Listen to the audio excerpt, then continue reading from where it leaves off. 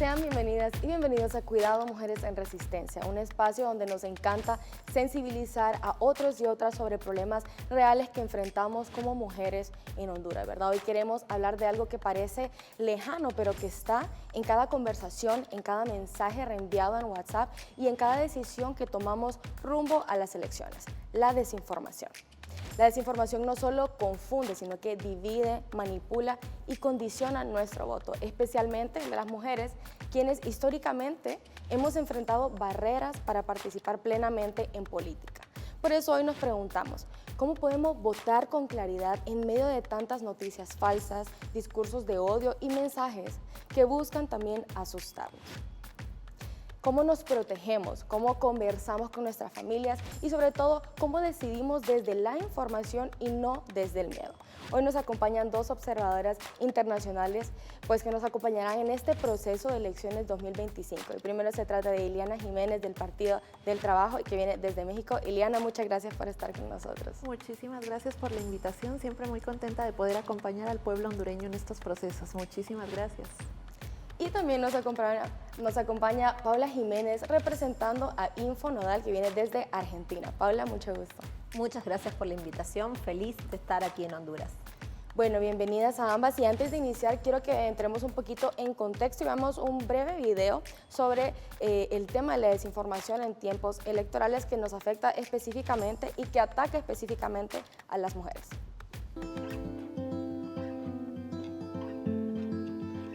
En este camino hacia las elecciones, la desinformación se ha convertido en una de las armas más peligrosas, especialmente contra las mujeres.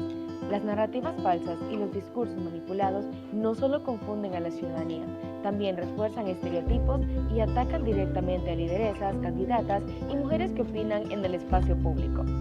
La desinformación tiene género, se alimenta de prejuicios machistas, sexualiza, ridiculiza y deslegitima. Por eso, en esta contienda, identificarla y frenarla no es solo un acto de responsabilidad democrática, es también un acto de justicia para garantizar que todas y todos podamos participar sin miedo y con igualdad.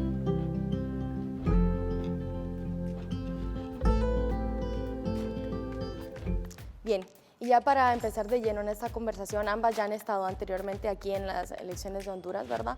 En su experiencia como observadoras internacionales en Latinoamérica, ¿qué tipo de desinformación se mueve más en estas épocas electorales? Ileana. Bueno, ok. Creo que es importante lo que ya se mencionaba, ¿no? En el propio video, las narrativas falsas, las fake news, es algo que a todos nos está llegando en cualquier momento y se intensifica justamente en los procesos electorales. Creo que también es sumamente importante destacar cómo desnotan la participación o el papel de las mujeres. Creo que eso es algo muy importante y que, bueno, creo que esta propia campaña en Honduras tiene mucho que ver con el tema del clasismo y el racismo, ¿no? Creo que han querido meter muchísimo sobre ese tema y que es algo de lo que tenemos que cuidarnos justamente y como mujeres mostrar esa sororidad. Creo que es muy, muy importante hablarlo desde este tipo de espacios que como mujeres la palabra clave es sororidad. Claro.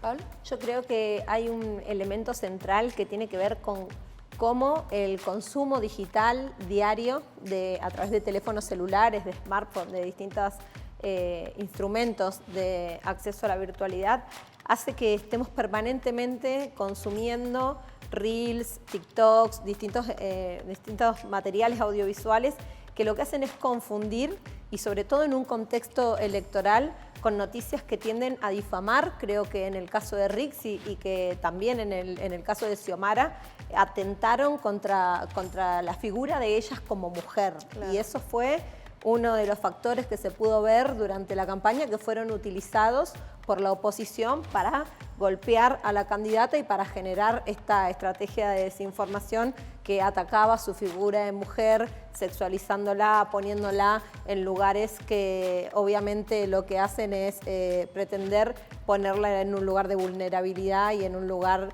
que es un ataque directo a la figura de la candidata por su condición de mujer. A mí me parece muy curioso lo que dice usted porque menciona que estamos en la época de redes sociales, estamos más conectados que nunca, deberíamos estar más informados que nunca, pero por lo mismo hay una saturación de información que más bien estamos muchas veces desinformados porque de todos lados nos está lloviendo información. ¿Por qué creen que específicamente se le ataca tanto a la mujer con temas de desinformación? Yo creo que las mujeres en particular, las mujeres que hacemos política, tenemos esta fortaleza que se ha construido históricamente, que hemos podido construir de ganarnos un lugar en la política que ha sido muy difícil de conseguir, y el hecho de que eso haya sucedido por las luchas feministas, por los distintos espacios que hemos ido construyendo, molesta mucho. Entonces hay una hazaña particular con la figura de las mujeres que hacemos política, y eso es utilizado para deslegitimar a la mujer en la política y para construir narrativas que lo que pretenden es mostrarnos como frágiles, como débiles, cuando en realidad podemos ver aquí en Honduras 2 mujeres, primero Xiomara y ahora Rixi, están posicionándose en lugares de liderazgo. Creo que es histórico, es un hecho histórico en Latinoamérica lo que está sucediendo aquí en Honduras, y evidentemente eso molesta a la cultura patriarcal. Claro. ¿Liliana? Bueno, creo que tiene que ver muchísimo con eso, ¿no? Que estamos en un sistema capitalista, el cual es un sistema patriarcal. Entonces es un sistema de dominación hacia las mujeres. Ya se mencionaba las luchas feministas que hemos estado viviendo, y creo que México en este caso y Honduras pues somos 2 ejemplos, ¿no?, de lo que estamos haciendo en esta lucha feminista. Creo que es muy importante mencionarlo, porque 2 de las mujeres más importantes en el continente y en la región, o sea, son las que están llevando el rumbo, las que están sacando de la pobreza a nuestros pueblos, y eso es muy importante mencionarlo. Y creo que es esta narrativa del capitalismo propia del patriarcado de mostrarnos con debilidad, como vulnerables, y que en realidad son otras capacidades que tenemos como mujeres y que lo manejan de una forma diferente, ¿no? Porque justamente la mujer tiene otras capacidades diferentes, hasta biológicas, neurológicas, y eso es lo que no dicen, ¿no?, en su narrativa, porque es un sistema de dominación. Sí. Entonces, y hemos visto también replicado con la presidenta de México, ¿verdad? Con Claudia Sheinbaum, que está haciendo un gran trabajo, igual que la presidenta Xiomara, pero se le busca atacar de otro lado, de que la violencia política a la cual está sometida la mujer realmente es específica, y aún vemos ahorita que la presidenta está en México, la recibe Claudia Sheinbaum, y los ataques son a ellas como mujeres presidentas, como nunca van a volver al poder, que primera y última vez, y realmente el ataque no es por sus capacidades, sino por el hecho de ser mujeres, ¿verdad? Y bueno, ¿han visto alguna diferencia también en cómo se responde a la desinformación cuando la víctima es una mujer en política? Creo que la campaña de Rixi ha demostrado particularmente que esa capacidad de respuesta, que es con política, que es con propuestas, que es con un programa, con una plataforma concreta de ampliación de derechos, y ese ha sido de alguna manera el gran bastión sobre el que se ha parado la campaña electoral del Partido Libre, y que ha sido central como para también minimizar, ¿no?, estas campañas de desinformación, porque si uno se pone a responder cada una de las noticias falsas y cada una de las barbaridades que dicen, terminás jugando el juego del otro.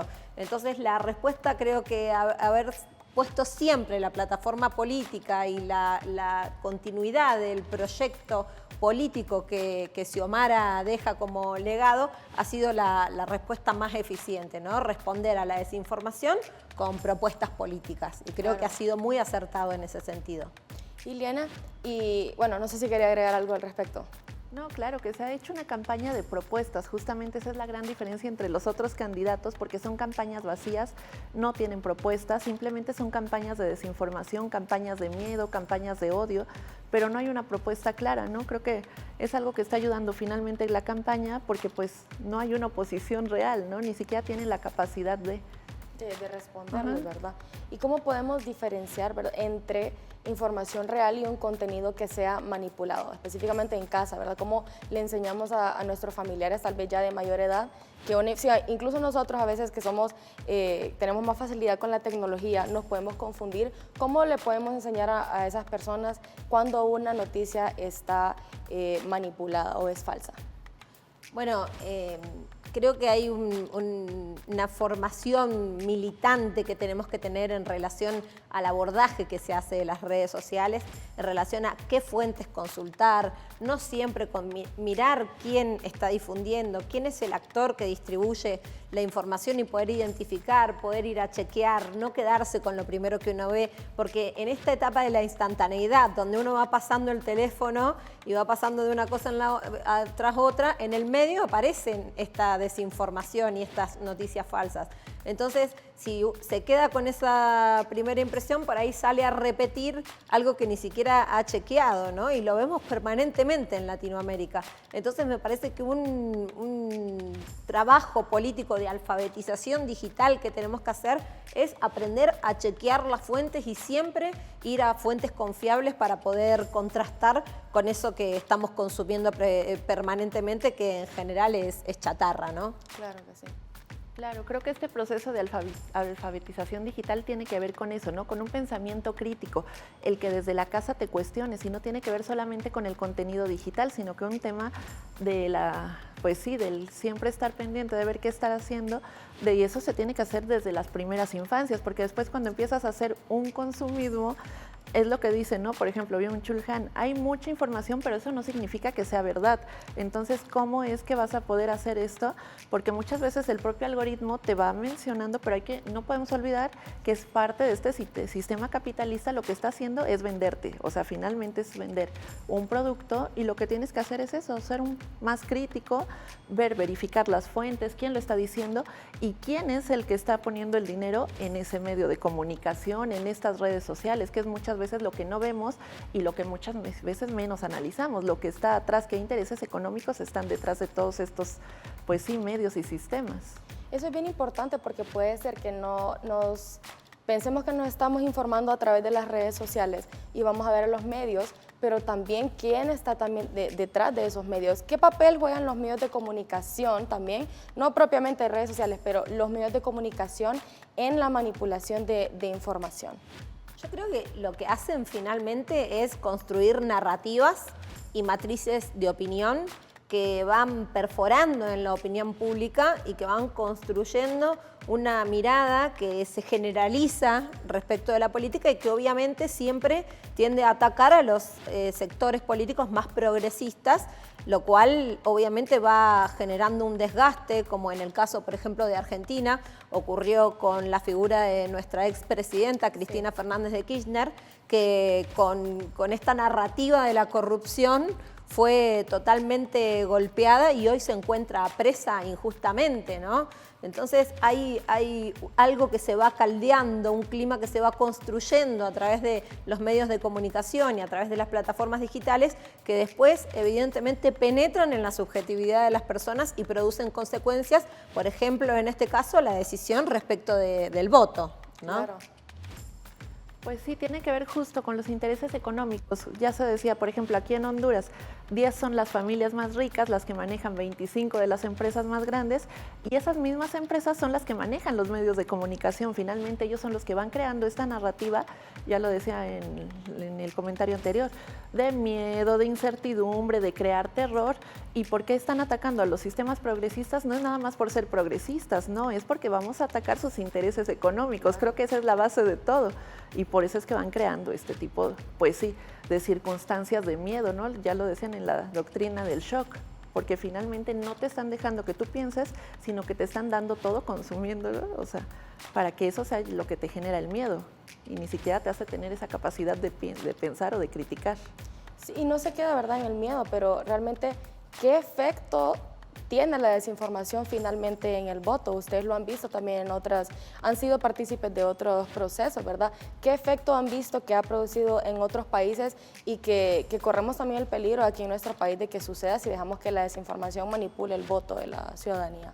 Bueno, yo puedo dar el caso concreto de lo que nos pasó en Argentina con quien es el actual presidente, Javier Milei, esta persona que prácticamente ganó las elecciones a través de la construcción de una narrativa en redes sociales, ¿no? Sí. La gente empezó a consumir, empezó a escuchar a esta persona excéntrica que venía con un relato muy fuerte en contra de la dirigencia política peronista, que caló hondo en la subjetividad de las argentinas y los argentinos y que fue moldeando la opinión pública al punto de que una persona, un personaje impresentable como es Javier Milei, hoy es el presidente de las argentinas y los argentinos. Y eso, en gran parte, me animaría a decir, como también fue el caso de Bolsonaro en Brasil, tuvo que ver con la construcción de una matriz de opinión a través de los medios y las redes.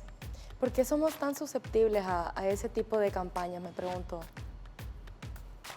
¿Por qué? Porque justamente lo que hacen es trabajar con eso, con los sentimientos, con las emociones de la gente, no con la objetividad. En México tuvimos una campaña muy similar hacia el expresidente Andrés Manuel López Obrador. La primera campaña en la que nos hicieron el fraude era esa, la narrativa. AMLO, un peligro para México. Y aunque finalmente sí se ganó, hubo un fraude, pero con eso legitimaban hacer este fraude, ¿no? Justamente con esas campañas de odio y de miedo, es lo que estaban metiendo. Y justo porque lo que te dicen que es lo que va a afectar son tus derechos, el tema económico. Justamente creo que en los pueblos latinoamericanos, de Centroamérica también, es eso, con lo que están jugando es con nuestra pobreza, con nuestra miseria. Entonces es a lo que siempre le apuestan, a generarte muchísimo más miedo para que ni siquiera tengas la capacidad de analizar el voto, o si lo tienes, no tengas ni siquiera el valor de poder realizarlo, ¿no? Porque ahorita, por ejemplo, la campaña que están haciendo aquí en Honduras es para decir que no, que porque si no, no va a haber apoyo de Estados Unidos, porque van a poner aranceles. Es lo mismo que estamos viviendo en México. Digo, ya no estamos en un proceso de campaña electoral, pero justamente también se tienen que tomar decisiones muy mesuradas porque tienes toda esta campaña de miedo para la población. Entonces creo que por eso, porque afectan directamente al bolsillo. Y no es lo mismo cuando dices, no tengo para comer, no tengo con qué darle de comer a mis hijos. Entonces es con lo que juegan, con las emociones del pueblo. Realmente se aprovechan. Y además, bueno, ¿qué responsabilidad tenemos nosotros, aparte cuando identificamos la desinformación? ¿Qué responsabilidad tenemos como ciudadanos para pararla, verdad? Más que solo ignorarla. Yo creo que tiene que haber un trabajo central dentro de, particularmente de los sectores de la militancia, muy especialmente dentro del feminismo, de construir redes que puedan también hacer un contrapeso a ese permanente bombardeo de noticias falsas. Hay que poder contrarrestar con una narrativa propia que está respaldada en los hechos. En este caso, hay un gobierno en curso, como es el caso del gobierno de Xiomara, que ha llevado adelante una ampliación de derechos, reducción de la pobreza, redistribución de la riqueza. Bueno, esa es la fortaleza sobre la cual hay que construir también y disputar una narrativa propia. Y para eso hay que poder tejer redes, hay que poder construir metodologías de comunicación de esas políticas públicas, porque si no, también caemos en esta frustración de que parece que se hace un montón y no se sabe, no se conoce. Entonces, hay en este siglo de la virtualidad, en esta nueva fase del capitalismo donde la digitalización se impone, no solo en el aspecto económico, sino también en la construcción de subjetividades, tenemos que encontrar las herramientas para dar esa batalla, y creo que es, como nos enseña el feminismo, tejiendo redes. A través de la sororidad también. Sí, claro. Pues eso, ¿no? Contrarrestarlo con la verdad. O sea, siempre tener la verdad de nuestro lado, saber que estamos haciendo las cosas de una manera correcta. Y eso, creo que eso es lo que muchas veces nos falla a nosotros como progresistas, como izquierda, como socialistas, el tema de utilizar esas herramientas que ya existen y que las tenemos que utilizar, las tenemos que hacer propias, pero siempre atacando con eso, con la verdad. Y es muy, muy importante hablar de eso, de las redes que se van construyendo, y es eso, la construcción del poder popular, ¿no? Justamente empezar desde las bases, pero no olvidarnos tampoco de lo digital, porque muchas veces creemos que solamente es en el territorio, sino que tienen que ser estrategias integrales. Creo que tiene que ver eso, ¿no? En el triunfo de poder comunicarlo, porque los hechos los estamos haciendo y se están viendo en la vida, en la calidad de vida de la gente. O sea, la gente lo ve una calle más pavimentada, tienen condiciones, tienen derechos, pero tenemos que aprender a comunicarlo. Creo que en eso es en lo que a veces nos están intentando ganar, y es una de las tareas que tenemos como progresistas de la región, justamente el usar esas herramientas que existen a nuestro favor. Y bueno, para ir culminando, ustedes como observadoras, ¿qué consejo le dan a la ciudadanía que está viendo el programa, pero específicamente a las mujeres, para que se den cuenta que su voto realmente es poderoso, que busquen, bueno, eliminar la desinformación, luchar contra ella? Pero ¿qué consejo le dan para salir adelante, para animarse y sobre todo también defender a otras mujeres que están siendo atacadas, no solo como candidatas, sino también como activistas políticas. Yo creo que hay que ir al origen de lo que es la democracia, o en el caso de estos procesos electorales, que es encontrar en las plataformas políticas la respuesta a qué es lo que vamos a votar. Y ahí poder hacer ese ejercicio de reflexión crítica, que es lo que parece que nos quieren robar. Nos quieren poner en un momento de instantaneidad, de atraparnos la atención y de robarnos la capacidad de reflexionar. Entonces hay que tener, y sobre todo como mujeres, que en general las mujeres son las grandes ordenadoras del hogar, las grandes ordenadoras de la sociedad, o somos las que articulamos por debajo socialmente todos los elementos que hacen a la vida cotidiana. Entonces, poder volver a la plataforma y encontrar en los programas políticos, poder comparar y poder a partir de ahí tomar una decisión, me parece que nos recupera ese eje que es hacia la humanidad, de hecho, que es la reflexión crítica. Volver a profundizar en la reflexión crítica para la toma de decisiones y no dejarnos llevar por la impulsividad en la que caemos cuando consumimos permanentemente ese bombardeo al que nos quieren imponer las corporaciones mediáticas y digitales. Entonces, reflexión crítica, volver a las plataformas y poder comparar los programas. Claro que sí. Liliana. Pues eso, como mujeres convertirnos en ese sujeto histórico, en ese sujeto político, creo que esa es la tarea que tenemos, y darnos cuenta, la parte de la reflexión, de que nuestro voto es sumamente importante porque va totalmente vinculado a nuestro día a día. ¿Por qué? Porque nos están diciendo desde esas decisiones el qué podemos decidir o no sobre nuestro propio cuerpo, el sistema de cuidados, ya lo mencionabas, o sea, las mujeres son las que llevamos la vida diaria desde el núcleo del hogar, entonces esas repercusiones las vamos a ver finalmente. Si hay mayor problema económico, si hay mayor problema de salud, si hay mayor problema de educación, ¿quién lo va a repercutir? En la mujer, finalmente es la que lo va a tener que resolver, entonces que lo veamos así, como esta parte de ese análisis y un voto razonado justamente, y cómo hacerlo también informando a las demás mujeres, porque no todas tienen el acceso a la información, porque estamos hablando sí de la información, pero hay que tomar en cuenta que no todas y que finalmente en esta lucha somos las mujeres las que estamos mucho más vulnerables y que ni siquiera podemos tener el acceso muchas veces. Sí, la información realmente es un privilegio. Nosotros hacíamos una campaña más temprano este año, desde el programa donde le decíamos a las mujeres, vote por quien la representa a usted.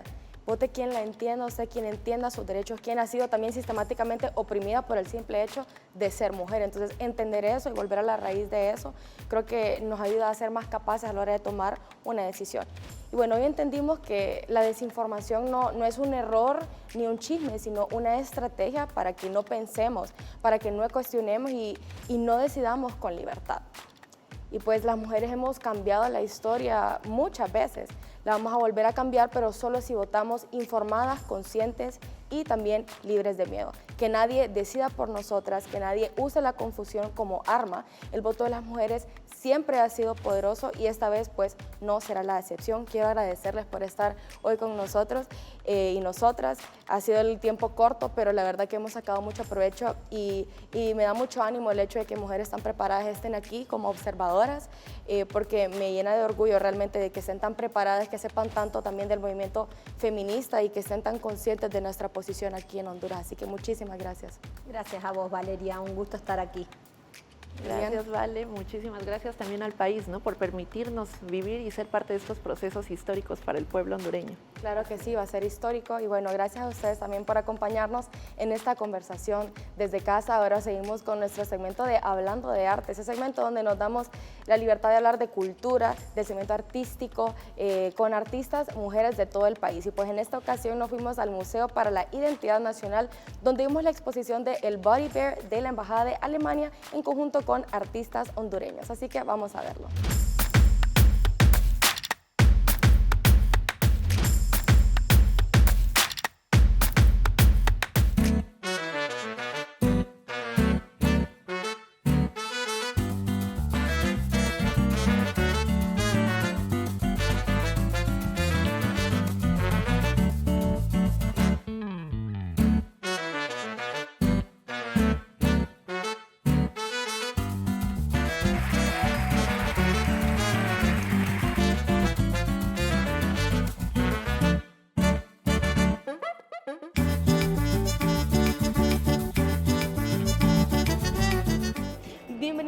precisamente hablando de arte, el segmento pues donde nos encanta hablar con diferentes artistas, pero también ir a espacios artísticos y culturales en nuestra ciudad y pues en todo el país. En esta ocasión estamos en el Museo para la Identidad Nacional y vamos a ver la exposición del Body Bear, a ver también qué artista hondureña fue la que logró ser seleccionada por la Embajada de Alemania para celebrar las relaciones que tienen ambos países. Marjorie Cerrato, directora de Relaciones Públicas y Gestión de Eventos en el Museo para la Identidad Nacional. Bueno, los Body Bears nace esta iniciativa en Alemania en 2001. Traducido al alemán, el Body Bear significa osito amigo, y esta iniciativa, que nació en 2001 desde dos artistas alemanes, fue precisamente para promover la amistad, la tolerancia y la comprensión entre varias culturas. La idea de hacerlo aquí en el MIN es por parte de la Embajada de la República Federal de Alemania, que contactó al museo por ser pues un lugar también histórico y que promueve precisamente el arte, la historia y la cultura tanto nacional como internacional. Entonces ese era el lugar ideal para poder hacer esta exposición aquí. Es muy interesante cómo se hizo la selección, precisamente porque el público se hizo partícipe también. Se lanzó la convocatoria, hubo un jurado calificador que eligió 2 bocetos, y esos 2 bocetos a través de redes sociales, específicamente por la red de Instagram, el público pudo votar cuál sería su favorito, y en este caso pues hubo un ganador. Entonces es muy interesante cómo la embajada, a través de sus redes sociales y también de las plataformas digitales del MIN, pudo llegar hasta el público y pudo elegir pues a la mejor artista en este caso. Sí, la verdad es que las propuestas estaban muy contentos, hubo bastante convocatoria, mucho arte y talento de parte de los artistas hondureños, en los que participaban todos, tanto artistas con trayectoria como artistas también emergentes. También era meritorio para ellos poder tener su boceto, su diseño aquí expuesto en el MIN, y por eso de parte del museo se accedió de la forma más amena, porque sentimos que esa iniciativa también incluía a todos los trabajos de todos los otros participantes también. Se cumple precisamente el objetivo, que es poder tener esa amistad, esa relación, ¿verdad?, entre dos países, tanto Alemania como Honduras. Podríamos pensar que son naciones totalmente distintas, pero nos damos cuenta con esta exposición que perfectamente podemos aprender de una cultura a otra, ¿verdad? Entonces, precisamente eso es lo que promueve el museo, es parte de nuestra visión, es parte también de nuestra misión institucional, y estamos muy contentos de que se pudiera llevar a cabo en este lugar. Pues felicitamos desde aquí, desde el Museo para la Identidad Nacional, al artista Esli Torres, una artista muy joven de 22 años, pudo poder crear esta obra de arte, poder diseñar este Body Bear, y precisamente vemos que rescató elementos muy interesantes y que son muy representativos de Honduras, como la lluvia de peces, como el maíz, como el cacao, como también una mujer lenca en la parte de enfrente del Body Bear, que también nos representa como pueblo, como nación, y también algunos elementos también maya, también, que obviamente pues es parte de nuestra civilización, de nuestra cultura y de nuestra historia también, y de quienes somos. Entonces, del MIN felicitamos grandemente, es un gran trabajo el del artista Esli Torres. Sí, de hecho, fíjese que no todos, y eso es lo que nos hace sentir un poco también comprometidos a poder contar esta historia. Aquí recibimos diferentes tipos de visitantes, familias, extranjeros también, que vienen aquí y se dan cuenta que también otro país está compartiendo de su cultura, de su historia, y eso hace también que esto sea como más global. Estas personas también han dicho que también se pueden hacer del país de ellos, ¿verdad? Y eso es precisamente nuestro objetivo, ser multiculturales, ser también ese espacio de encuentro de diferentes culturas y de diferentes tradiciones, y eso es precisamente lo que promovemos. La aceptación ha sido grandiosa, ha sido también una forma de poder aprender, de poder conocer algo nuevo para aquellos que no lo conocen, y también este es un espacio para que los artistas puedan ver diferentes diseños y también saber que hay diferentes oportunidades en Honduras de poder también mostrar su arte internacionalmente. Entonces la aceptación en todos los ámbitos, en todos los campos ha sido extraordinaria. Bueno, este es el primer paso, ya lo tenemos, ya tenemos esa relación con este Body Bear. Esperamos que esta exposición no sea aislada, esperamos que con Alemania sigamos trabajando. De hecho, esta exposición venía también con una agenda, podemos decirlo, alterna. Se exhibió, se presentó bastantes cine alemán, ¿verdad? Con subtítulos en español, en donde también podemos conocer otro ámbito, otra disciplina de Alemania, que es el cine. Entonces, esta exposición tiene también otros elementos que se pueden adicionar siempre en el marco de la cultura, ¿verdad? Y de las industrias culturales como el cine, podría ser la gastronomía también, podría ser el intercambio de artistas, muchas cosas que se esperan lograr y seguir conectando, seguir trabajando con Alemania y también con otros países que también quieran acercarse aquí a esta gran plataforma que es el museo. Este es un espacio también para ellos. Tenemos pensado que se pueda exponer hasta inicios de febrero 2026.